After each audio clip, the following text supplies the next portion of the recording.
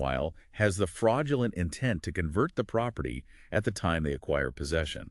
So the victim gives you the item willingly, but based on a lie, and you intend to keep it. Exactly. Imagine someone saying, "Can I borrow your expensive camera to test the lens?" But they secretly intend to run off with it the moment they get their hands on it. They obtained possession by trickery, but the owner never intended to give up ownership. That's larceny by trick. Got it. How is that different from false pretenses? The classic distinction. False pretenses occurs when the defendant obtains title, ownership, not just possession, to another's property, through that person's reliance on a knowing, false representation of a material past or present fact, made with the intent to defraud. Title, not just possession. That's the key. That is the absolute key difference. In larceny by trick, the victim only gives up possession. In false pretenses, the victim is deceived into transferring ownership. For example, if you sell someone a worthless piece of glass, claiming it's a valuable diamond, and they buy it. They intended to transfer ownership of their money to you in exchange for ownership of the diamond. Precisely. You obtain title to their money through your false representation. That's false pretenses. Larceny by trick, possession only. False pretenses, title obtained.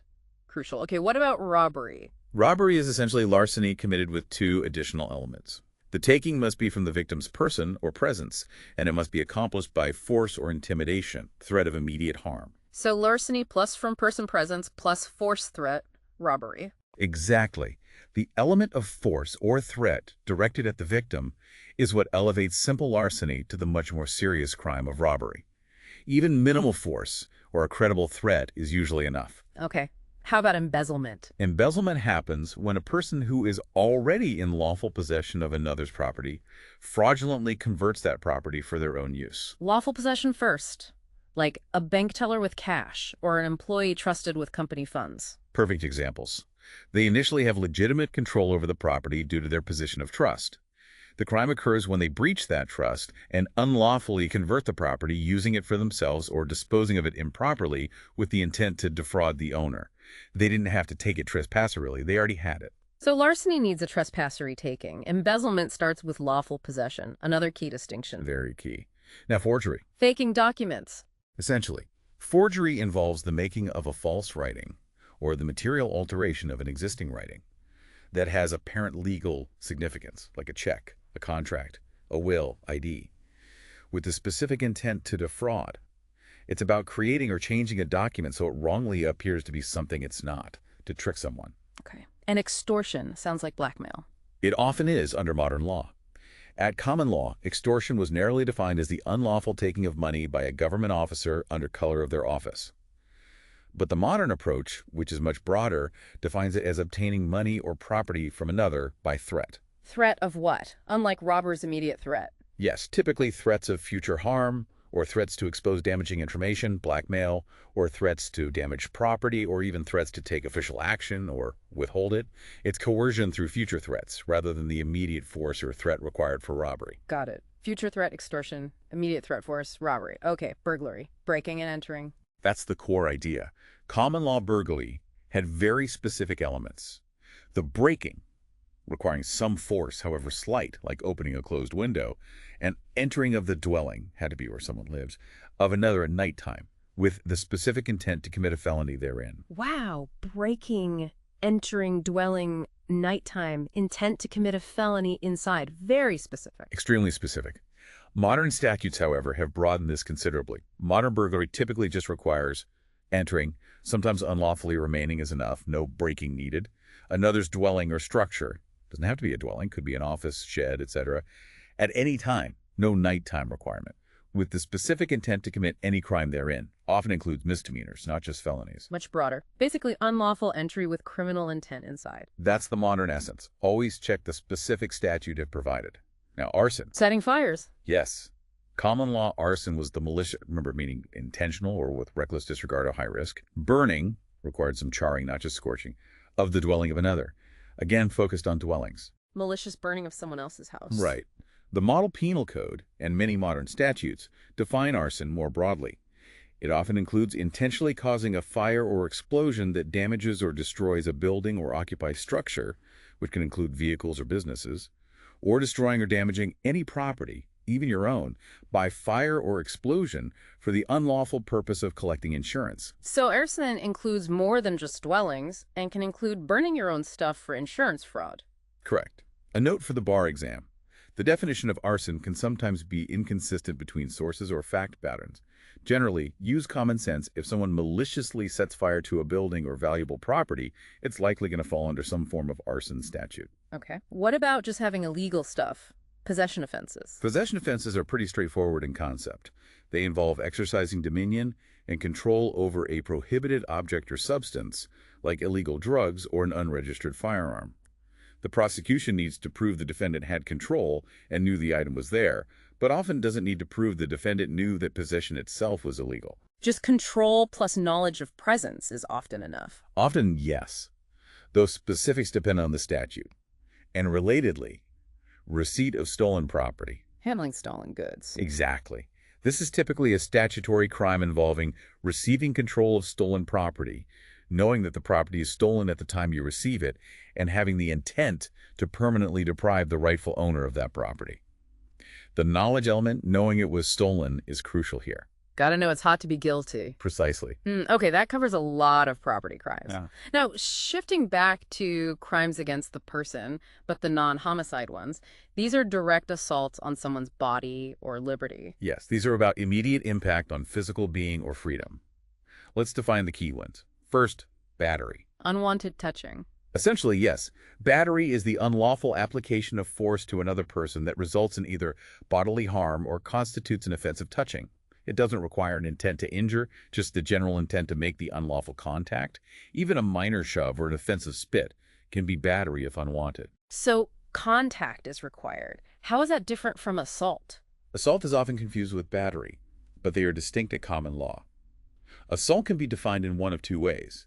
Either 1, an attempt to commit battery, like swinging a punch but missing, or 2, intentionally placing another person in reasonable apprehension of imminent bodily harm. So, assault can be just the threat, the causing of fear. Exactly. If you make a credible threat that puts someone in fear of immediate battery, that's assault, even if you never touch them.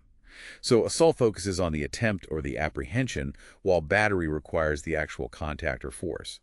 Some modern statutes combine them, but knowing the common law distinction is important. Attempted battery or causing fear of battery. Got it. What's false imprisonment?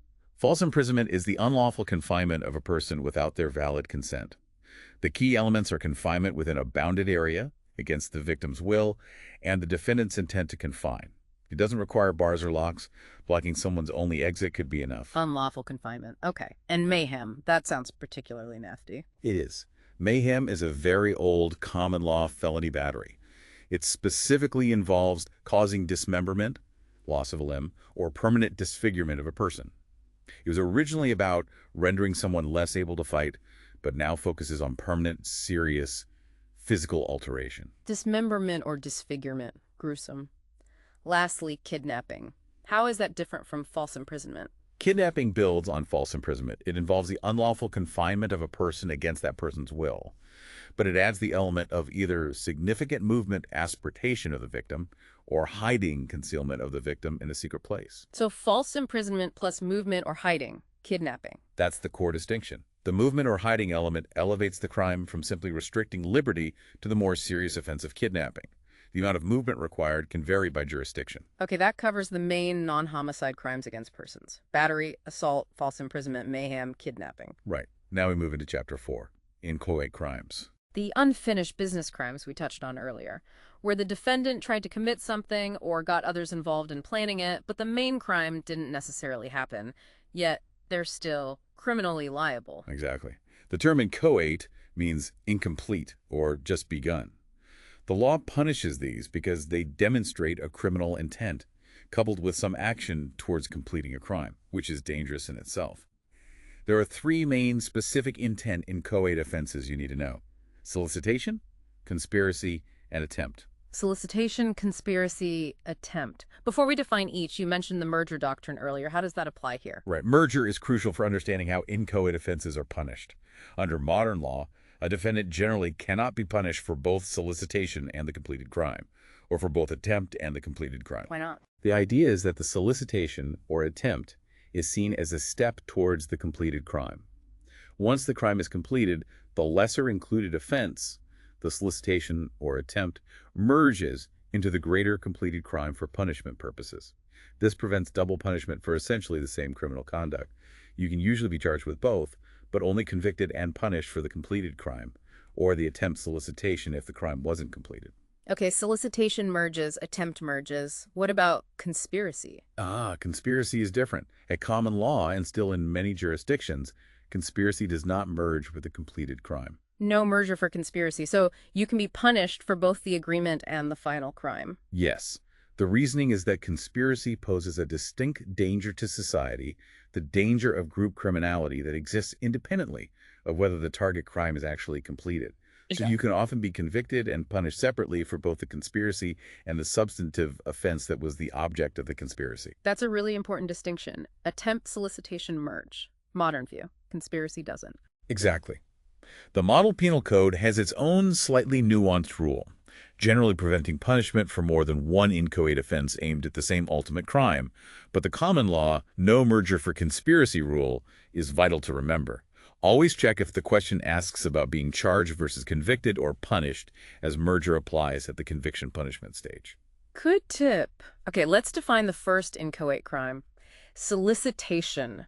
It starts with an ask, right? An encouragement to commit a crime. It does. Solicitation involves three basic elements. First, enticing, encouraging, requesting, or commanding another person. Asking them to do it. Second, asking them to commit a specific crime. And third, doing so with the specific intent that the other person actually commits that crime. So you have to really want them to do it. Yes, the intent is key. The crime of solicitation is generally complete the moment the request is made with the required intent, regardless of whether the other person agrees, refuses, or does anything at all. Wow, just asking is enough. What if you change your mind right after? Renunciation. Under common law, once the solicitation was made with intent, renunciation was generally not a defense. The crime was done.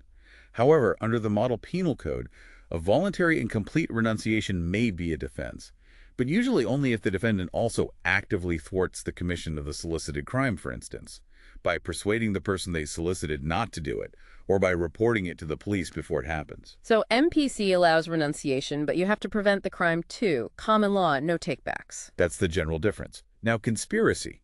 This is where two or more minds come together for an unlawful purpose, making it inherently more dangerous because of the combined planning and potential for action.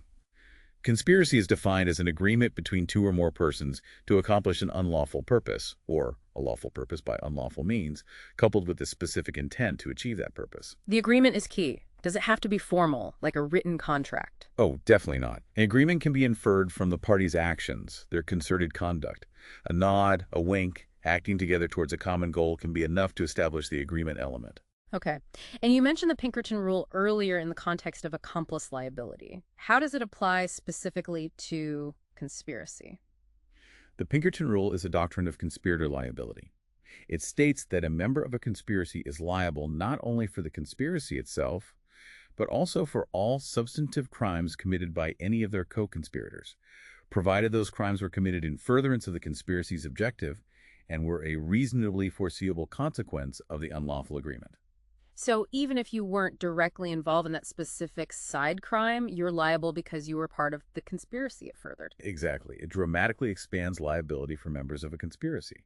If you agree to commit crime A and your co-conspirator foreseeably commits crime B while trying to achieve crime A, you can be on the hook for both the conspiracy and crime B. That's powerful. Okay. You also mentioned crucial distinctions regarding the agreement itself and whether an overt act is needed. Let's unpack that. Majority versus minority views. Yes, this is a critical area of difference. The majority view, which includes the modern approach followed by most states and the Model Penal Code, adopts a unilateral approach to the agreement. Unilateral, meaning only one person needs to genuinely agree. Essentially, yes. It focuses on the defendant's individual intent. Under this view, a conspiracy can be formed even if the other person involved is, say, an undercover police officer who never actually intended to commit the crime, or even if other alleged co-conspirators are later acquitted. As long as the defendant believed they were agreeing with someone to commit a crime and had the requisite intent, they can be guilty of conspiracy. So you can conspire with someone who isn't even capable of conspiring back, like a cop. Under the unilateral approach, yes. Additionally, the majority view generally requires proof of an overt act committed by at least one of the conspirators in furtherance of the conspiracy. An overt act, like taking a step towards the goal. Yes, any act, even a seemingly minor one, like making a phone call, buying supplies, driving to a location. That is done to move the conspiracy forward. It doesn't have to be illegal itself. The MPC requires an overt act, unless the conspiracy is to commit a first or second degree felony, in which case the agreement alone is deemed serious enough. Okay, majority MPC, unilateral agreement plus overt act, usually. What's the minority common law view? The minority view, reflecting the traditional common law, uses a bilateral approach to agreement. This requires that at least two persons must genuinely agree and possess the specific intent to commit the crime. Bilateral need two guilty minds actually agreeing. Exactly. Under this view, if one person is faking agreement, like an undercover cop, there's no conspiracy because you don't have two real conspirators. Also, if all other alleged co-conspirators are acquitted at the same trial, the remaining defendant generally cannot be convicted of bilateral conspiracy because the legal finding is that there wasn't another guilty party to agree with. That makes sense logically. Does the common law require an overt act? No. Under the traditional common law view, the agreement itself, the meeting of two or more guilty minds, is the complete crime of conspiracy. No overt act is required. Bilateral agreement plus no overt act needed. Okay, these distinctions are huge for analysis. Absolutely critical. Unilateral versus bilateral, overt act versus no overt act. Know which rule applies. So once you're in a conspiracy, under either view, is there any way out? What about withdrawal from a conspiracy? You said it was hard for accomplices. Is it the same here? It is difficult, and again, the rules vary. Under common law, withdrawal was generally not a defense to the charge of conspiracy itself. Once the bilateral agreement was formed, the crime was complete, and you couldn't undo it by withdrawing. However, a timely withdrawal could serve as a defense to liability for subsequent substantive crimes committed by the remaining co-conspirators after you withdrew. You had to effectively communicate your withdrawal to all co-conspirators or notify the police. So, common law, withdrawal doesn't kill the conspiracy charge, but might stop liability for future crimes. Right. The majority rule and federal law today are slightly different. Okay. They generally allow withdrawal as a defense to the conspiracy charge itself if the withdrawal occurs before the overt act is committed. Again, requires notifying co-conspirators or the police. If the overt